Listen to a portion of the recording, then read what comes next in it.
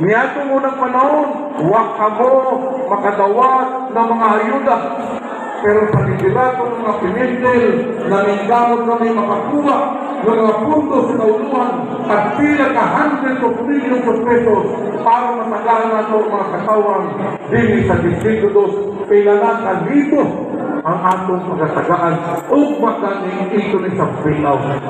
Na atong ayos sa itong pag, na ay akak o kanang gitagang nato mga miyembro ng upuban ng mga katawan.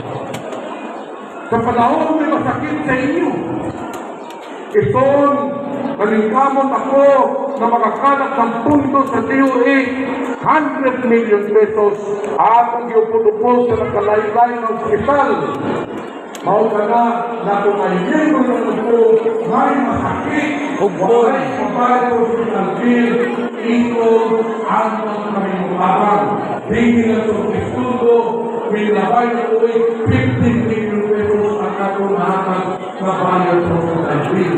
Pila na kalibo, katao ang atong nasakaran. Higit puno sa district, sa San Francisco Doco, sa Butuan, sa Davao, ako dito sa Manila, o upang pa para kung panahon mapinahan ng mga tabang, ito tayo makakasama. Ini-exercise ko lang sa inyo. Binabay na semana, nag-house-house kami dito sa Castillo Village, sa Managoy. Pagkabuto sa Kabalay, tayo sa kasasimbahan ni Sanaki, pagkakita sa ako, ringhangkot tayo sa congressman, salamat na kita na kita. Inuungan man, magpakalaman mo sa imo, dahil katong 2021, na-COVID ako, hapit ako mamatay, wala ako magawas ng hospital, kay 800,000 ang akong bayaran, ikaw ang nagsumbat, ikaw ang nagbayad ng hospital. O grabe niya nahiya.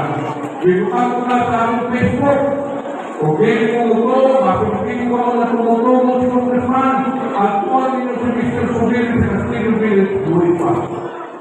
Binabay na ito ang katuwid, malinahan, ingat ko sa balay, may dala na bata, 5 years old.